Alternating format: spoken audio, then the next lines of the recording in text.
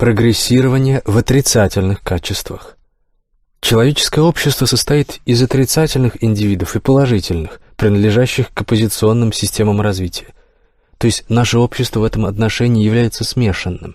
Отрицательные души образуются в ходе развития в результате накопления минусовых энергий в своем тонком строении души, а положительные при накоплении плюсовых энергий. Но помимо них на Земле имеются еще нейтральные души, только начинающие свою эволюцию в форме человека и пока не прикрепленные ни к той системе, ни к другой. Поступают эти души из нижележащих миров и называются молодыми душами, так как у них отсутствует опыт существования в теле человека. Их качество нельзя считать за ту основу, которая сразу же задает направление развития. У души, прошедшей в животном мире, например, стадию льва или пантеры, присутствуют качества агрессии, но эти души нельзя назвать сразу отрицательными, их нужно отнести к условно-нейтральным. Прежде чем их разделить на положительных и отрицательных, им предоставляют 10 жизней в человеческой материальной форме. От того, как они проживут их и что выберут, будет зависеть, в каком направлении пойдет их совершенствование впоследствии. Начнут ли они развиваться в добре или предпочтут зло. Душа бывшего льва может выбрать положительное направление, а душа овцы — отрицательное. Хотя случается и наоборот. Все зависит от их выбора на протяжении 10 испытательных воплощений. А выбирать души будут поступки, удовольствия, соблазны, праведные и неправедные желания, умение владеть чужим и своим имуществом, чужими деньгами. И все это повлияет на качество энергий, поступающих в ячейки их матрицы. В ней начнет преобладать или положительная часть, или отрицательная. Любая душа способна успешно совершенствоваться как в отрицательных качествах, так и в положительных. Но как это происходит и от чего зависит, мы рассмотрим ниже, а пока поговорим об уровнях. На Земле к одному и тому же уровню развития принадлежат и положительные индивиды, и отрицательные. Величина энергопотенциала души не содержит знака, она нейтральна, но качество душ при этом может быть противоположно по знаку. Поэтому положительный индивид может иметь точно такой же по величине энергопотенциал, как и отрицательный человек, и они будут принадлежать к одному уровню человеческой иерархии. Однако, находясь в одном мире, они будут развиваться по-разному, по программам оппозиционных систем космоса, поэтому их качественная сторона душ будет не одинаковой. Грубо говоря, наполнение одних станет светлым, а других темным. Возьмем совершенствование через профессию учителя. 2 человека становятся учителями в школе. Один преподает иностранный язык, другой — математику.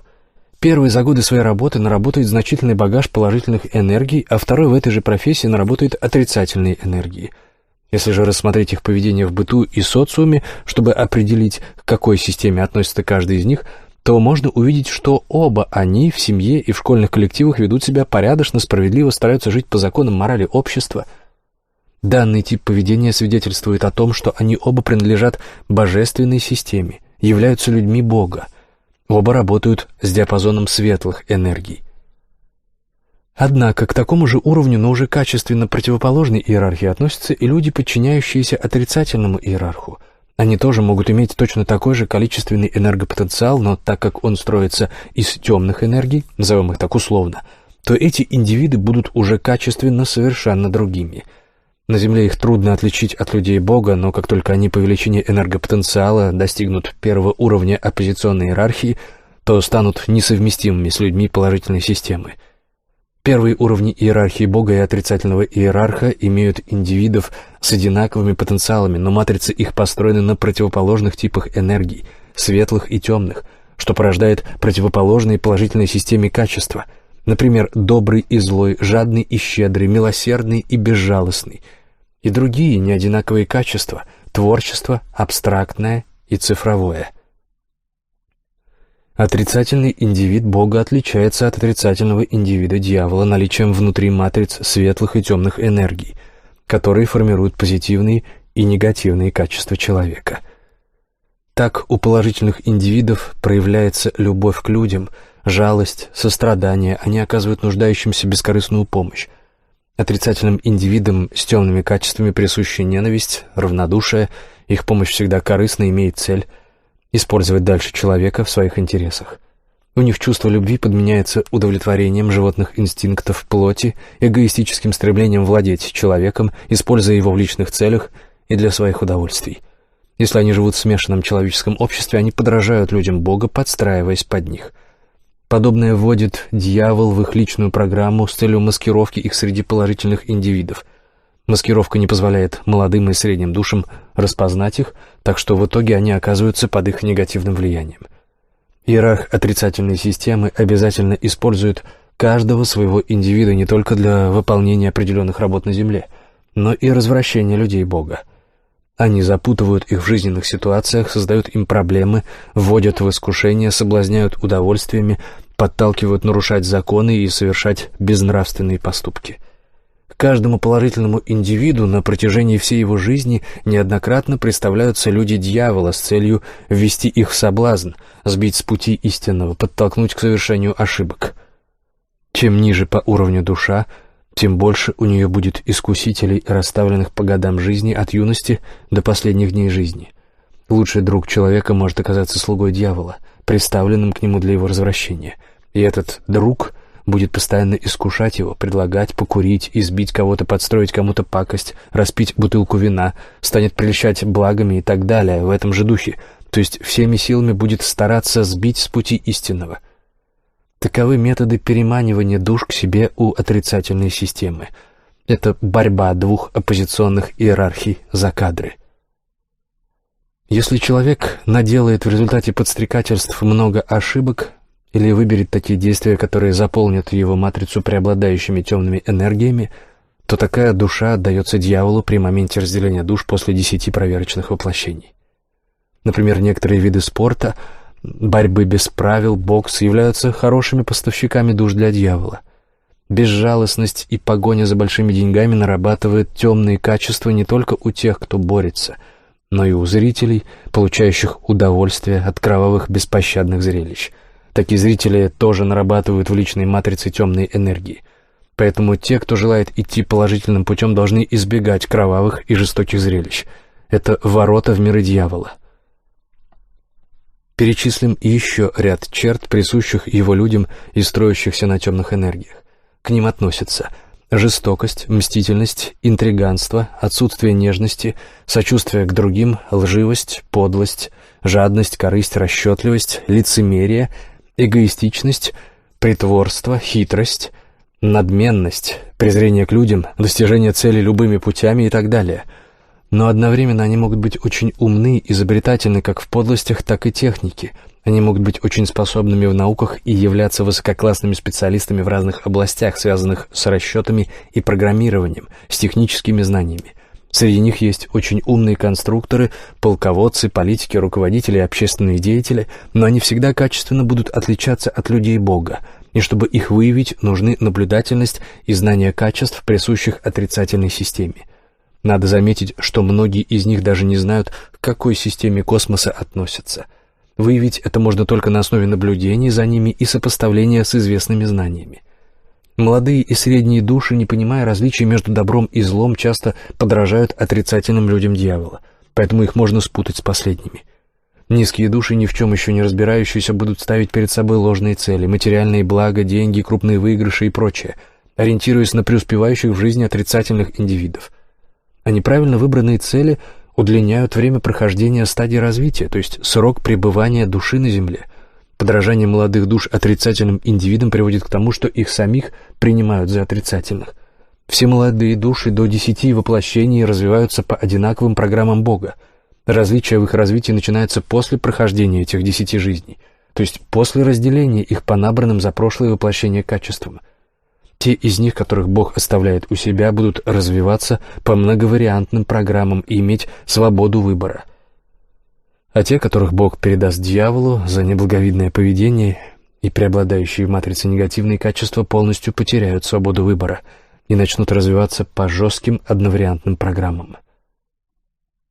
Отрицательная система в лице дьявола навязывает индивиду не только действия, но и мысли, то есть тот ход их, который должен способствовать наработке в матрицу отрицательных качеств.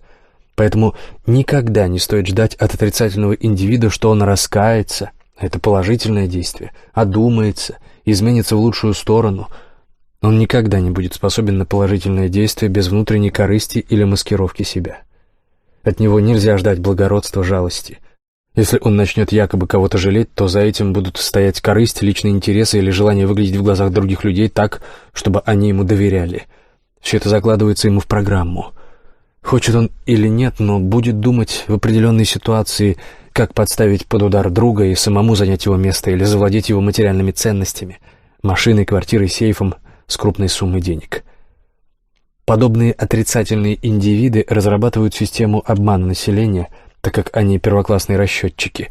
Это так называемые распространившиеся в конце 20-го, начале 21 века финансовые и прочие пирамиды, целью которых является обирание доверчивых людей. Нечестным путем, используя ложь, льстивые заверения, им удается в короткие сроки набирать огромные состояния. В отрицательных индивидах появляются эмоции, чувства, угодные дьяволу, так как он заботится о выработке ими тех качеств, которые требуются его системе. Жадность, бессердечие, холодный расчет, лицемерие, хитрость, умение просчитывать поведение других людей на несколько ходов вперед.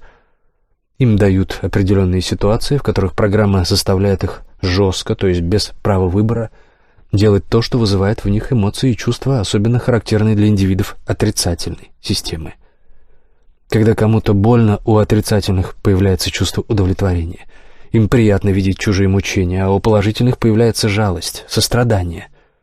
Если человек упадет, отрицательному это покажется смешным. Молодой душе также смешно, но по глупости. А положительный индивид испугается за упавшего и бросится его поднимать. От одного и того же они будут испытывать противоположные чувства.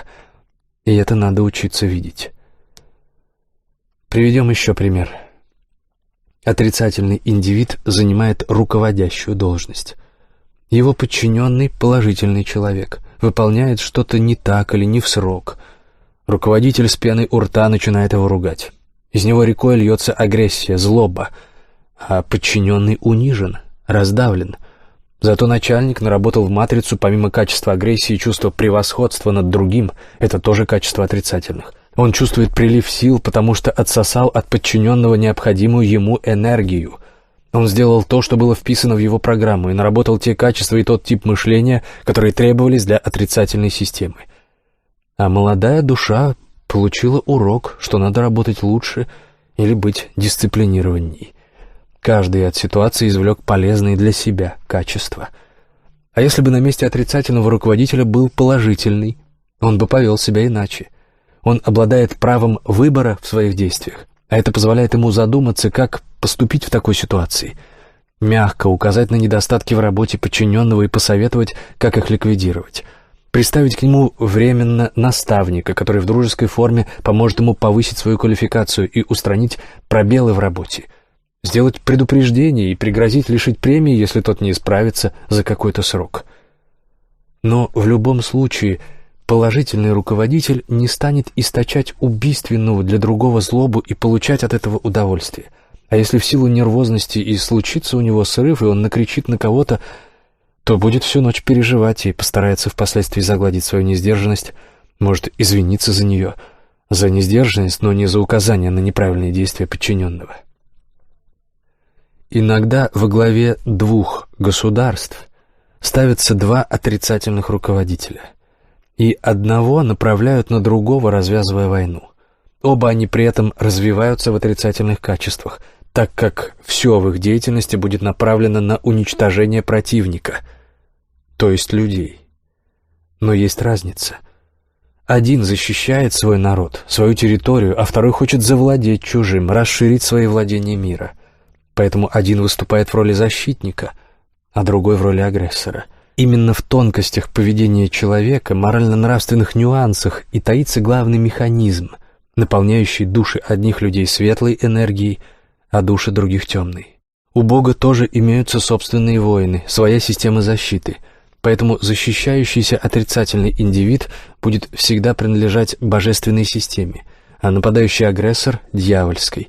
Отличие в том, что индивид Бога никогда не станет нападать на другого первым, это качество отсутствует у него, а отрицательный индивид дьявола всегда будет нападать первым, с причиной или без причины. Отрицательные люди любят всех провоцировать к чему-либо, к ссорам, дракам, войнам, неправильным действиям.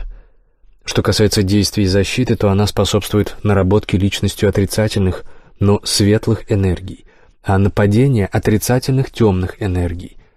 Если же индивид сможет предвидеть нападение противника и предупредить его какими-то мирными, экономическими или другими методами, то он при защите наработает положительные качества.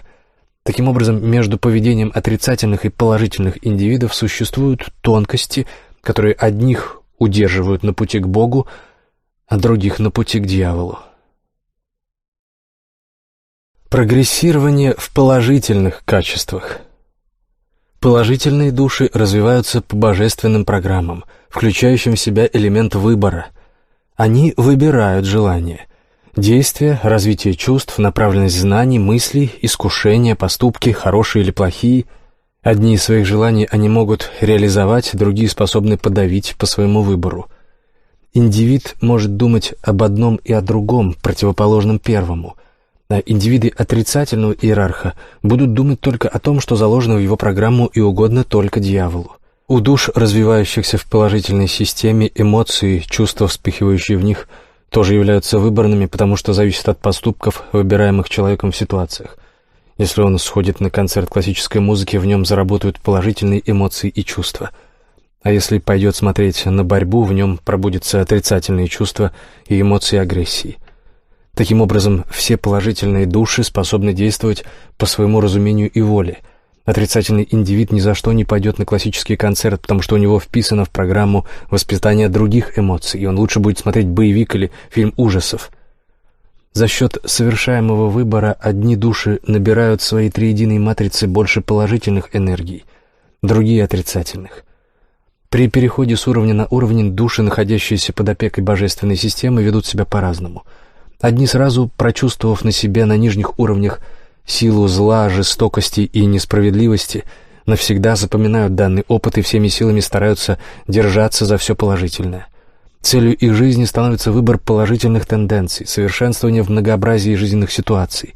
Они прислушиваются к наставлениям старших душ, сравнивают, сопоставляют, выявляют последствия тех либо иных действий и выбирают для себя то, что строит их только положительно. Они добросовестно осваивают профессию, которая способствует их материальному обеспечению в жизни, а поэтому и на работе продолжают быть старательными, исполнительными. Если к ним относятся несправедливо, молча терпят все и стараются понять причину этой несправедливости. Они страдают сами, но стараются не причинять боли и вреда другим. В семье такие души покладисты, миролюбивы, заботливы. Они учат членов своей семьи добру, любви, порядочности. Если им в семью даются неблагополучные дети, они стараются мирными способами бороться за их правильное направление развития. Это большие труженики во всем. Свободное время они тоже стараются использовать творчески или в праведных физических трудах.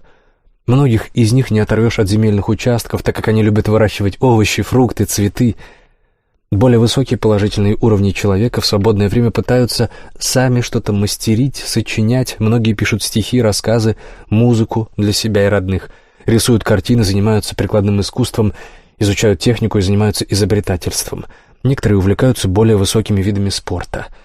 Спорт тоже делится на уровни. В основе деления лежит сложность освоения движений, умение согласовывать свои действия с партнерами. Человек сначала осваивает простые движения, а затем все более сложные. За одну жизнь стать чемпионкой по художественной гимнастике невозможно даже при очень хорошем тренере, ведь тренер отбирает для себя ученики всегда самых способных к движению детей, а их умение владеть своим физическим телом и быстро осваивать сложные движения исходит от прошлого опыта. Чем больше душа в прошлых воплощениях осваивала самые разные по сложности движения, тем способнее она будет в настоящей жизни. Но если уходить в истоки таких способностей, то следует спуститься опять же в животный мир. Душа, прошедшая через форму пантеры, будет грациозна и своеобразна в движениях. Побывавшая в форме лани обязательно продолжит быстро бегать и прыгать в теле человека, а пришедшая из формы медведя или осла будет неуклюжа и с трудом сможет танцевать. Про таких говорят уволень. Любые прекрасные способности первоначально закладывались в животном мире. Виды спорта делятся на 3 основных уровня. Бег на длинные дистанции, лыжный спорт, бег на коньках, прыжки любого рода в длину и высоту с шестом, метание копья, диска, плавание, бокс, тяжелая атлетика, прыжки с парашютом, низкий уровень. Все виды спорта, объединяющие людей в группы, относятся к среднему уровню, так как учат людей постоянно согласовывать свои действия с другими людьми, а также ответственности и сплоченности. Сюда же входят виды спорта, сложные в освоении движений. Обычные танцы, танцы на коньках, прыжки на батуте и в воду с элементами гимнастики, прыжки на лыжах и тому подобное. Высокий уровень спорта.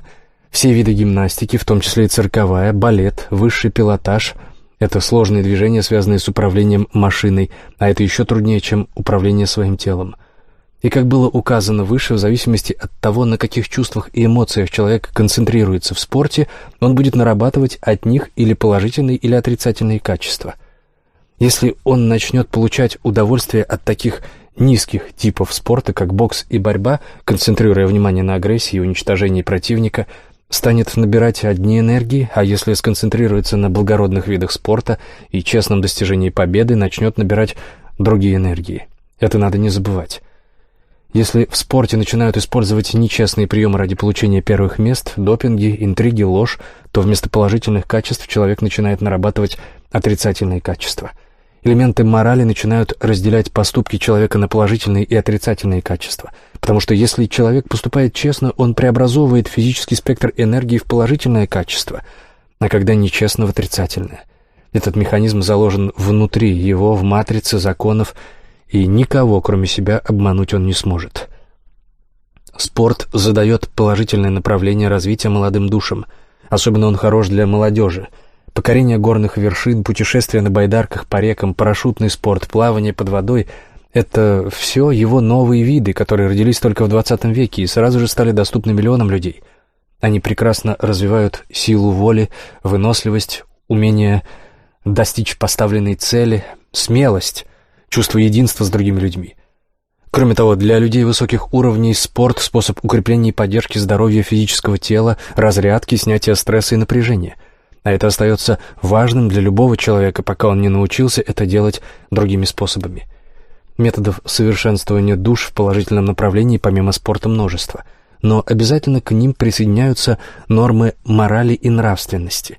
В различных сочетаниях их правовых механизмов одно и то же может развивать душу положительно или отрицательно. Это касается любых сфер, сторон деятельности человека и любых его действий.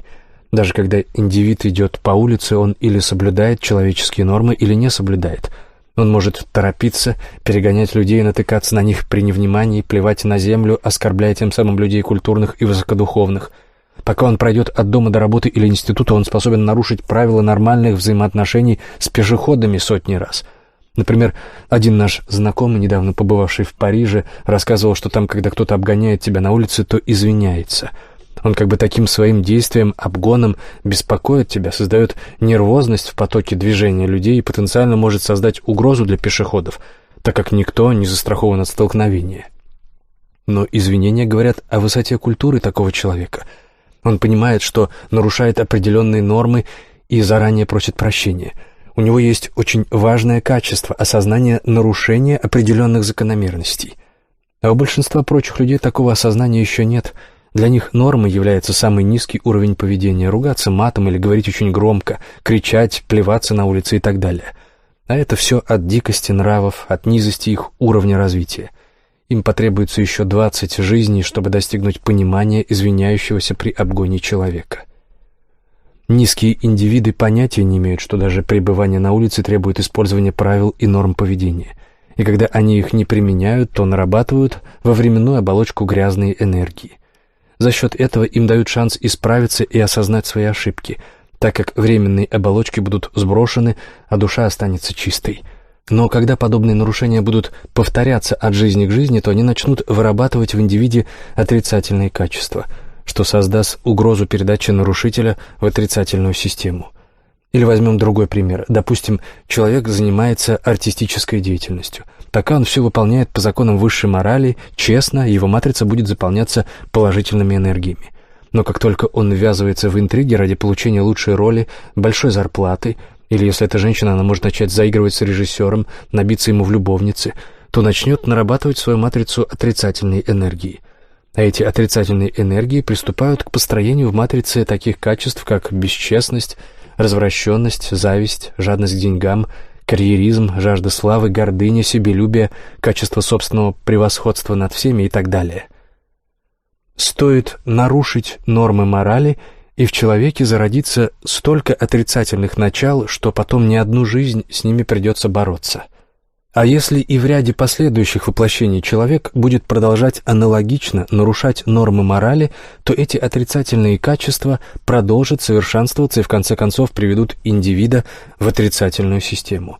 Надо помнить, что бесчестность, интриганство, сплетни, жадность, развращенность, ненависть к сопернику, корыстолюбие, эгоизм, если с ними не бороться, приведут к дьяволу, ибо это качество отрицательной системы. Они строятся на темных энергиях и становятся в итоге несовместимы с божественными мирами. Так что после ряда воплощений у такого человека появится угроза расстаться с положительной системой и навсегда примкнуть к стану бывшего своего врага. Таким образом, регуляторами, заставляющими один и тот же процесс производить положительные или отрицательные энергии для души, являются морально-нравственные нормы поведения человека. Они напоминают смеситель в водопроводном кране. Откроешь красный кран — потечет горячая вода, откроешь синий — холодная. Аналогичный механизм находится в тонкой конструкции человека, но он пока еще плохо осознает, какой кран открывает. То ли красный, то ли синий, то ли в душу польются светлые энергии, то ли темные. Поэтому необходимо с детства внушать ребенку, что высокая мораль, соблюдение законов развития — это открытие красного крана с горячей водой. В душу польются положительные, божественные энергии. А низкая мораль, именуемая безнравственностью, аморальностью, это открытие синего крана с отрицательной энергией. Приведем еще один пример, раскрывающий нюансы механизмов действия морали человека и влияющих на набор им оппозиционных энергий в матрицу души. Допустим, два художника занимаются одним делом — написанием картин. Один честно сдает свои работы в магазин и ищет сюжеты среди природы и людей. Другой заимствует сюжеты у первого, перерабатывает их с небольшими изменениями и выдает за свои. Кроме того, он жаждет славы, поэтому начинает упорно лезть на краевые областные выставки и для этого подкупает соответствующих административных работников. А если кто-нибудь выдвигает добросовестного художника, то начинает его критиковать, умалять достоинство его работы и его самого, то есть начинает открыто вредить честному труженику. Он переходит грань между тем, что отделяет положительное от отрицательного развития, через нарушение определенных моральных норм, и встает на путь наработки негативных качеств. Мы напоминаем об этом и призываем человека чаще задумываться о своих поступках и предвидеть их последствия. Прекрасным способом, удерживающим человека на позитивном пути, является творчество. Высшие уделяют особое значение его внедрению в человеческую среду. Они стараются придумывать новые и новые его виды и жанры. Поэтому на Земле искусство интенсивно прогрессирует, начиная от элементарного барабанного боя дикарей, глиняных горшков, первобытных общин и кончая электронными инструментами и хрустальной посудой современности. А видов искусства появилось бесчисленное множество. Все облекло лицо творчества, трансформировалось в его новый жанр. Модели машин и мосты через реки, интерьеры производственных зданий и детские площадки во дворах, мебель и одежда — все превратилось в искусство дизайна, в особый вид творчества, в его новую ветвь развития. Но прежде чем что-то появится на Земле, над ним предварительно поработает мысль высших создателей, думающих о том, как можно заинтересовать творческой работой все новые и новые уровни развития человеческих душ, как вовлечь новый интеллект молодой души в созидательные процессы. Но вернемся вновь к душам, которые всеми силами стараются держаться на положительном пути. У них появляется такое устойчивое качество, как интуиция, видение положительного. И сколько бы вариантов им ни предлагали, они всегда из набора положительного или отрицательного выберут положительное или нейтральное. Но душа триедина.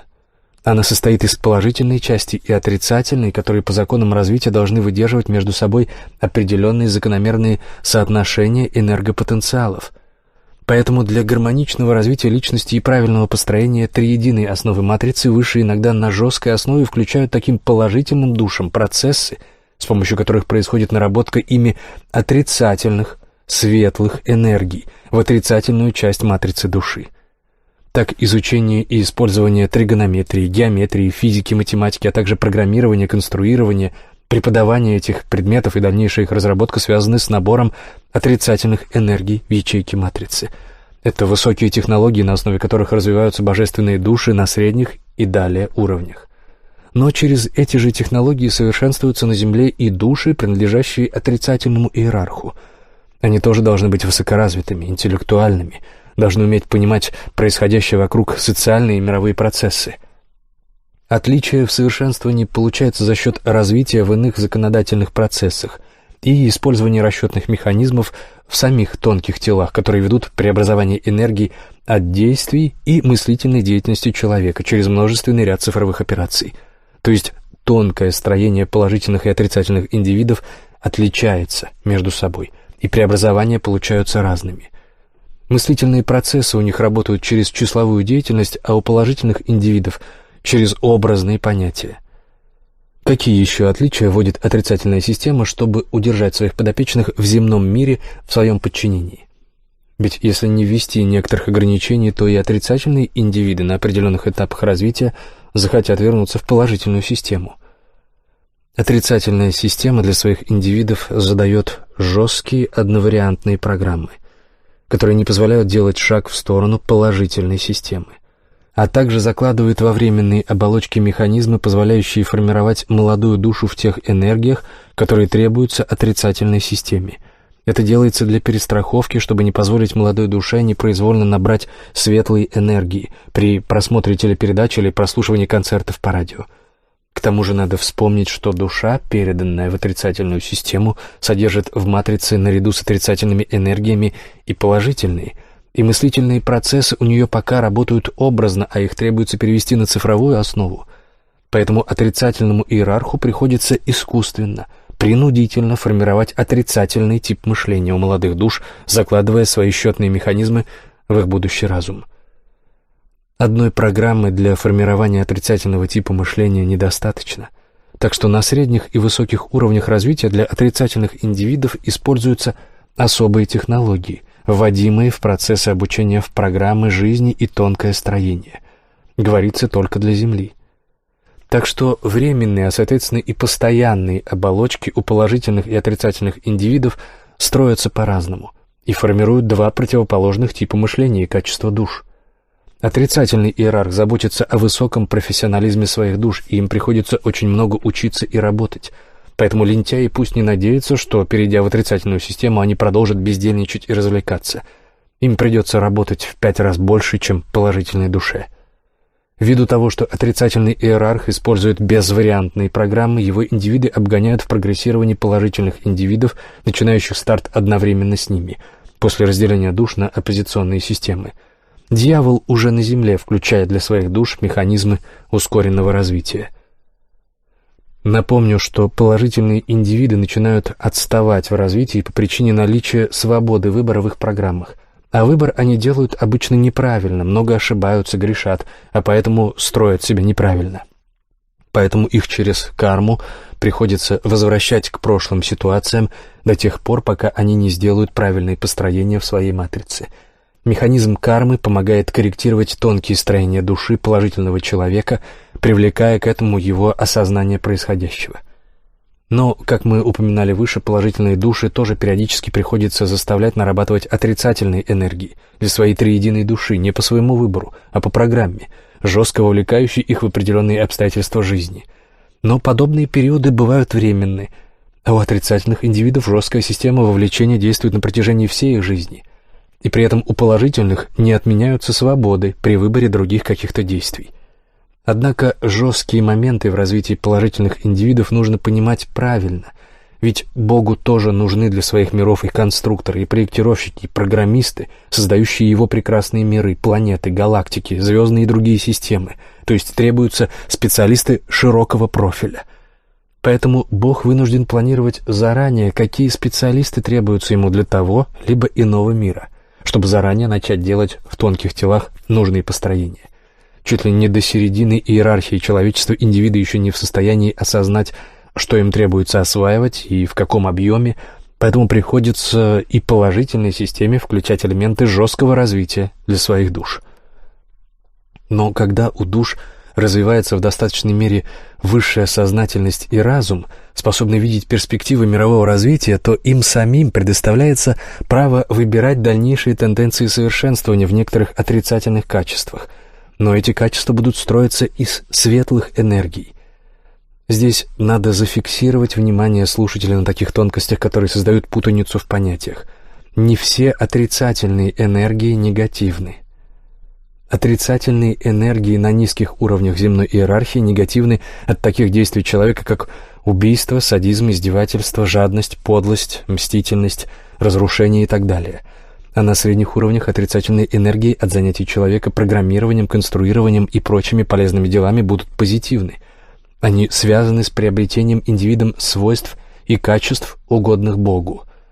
Любая созидательная профессия вызывает уважение и способствует прогрессированию души. Прекрасно способствует совершенствованию личности любой вид творчества и любой творческий процесс. Набор положительных качеств связан с определенным типом поведения человека, а эти качества давно известны ему. Это добродетель, благородство, честность, щедрость, нежность, любовь, трудолюбие, дисциплинированность, верность, жалость и так далее. Если мы говорим, что человеку надо наработать такое качество, как добродетель, то понятно, что ему потребуется участвовать в ситуациях, где ему будет предоставляться программой возможность совершить добро для других, помогать им в трудные минуты жизни. А если человеку требуется наработать качество честности, то ему будут даваться ситуации, в которых его будут искушать чужим добром, большими деньгами, он может оказаться свидетелем в криминальном деле и на суде, несмотря на угрозу своей жизни, должен будет оставаться честен.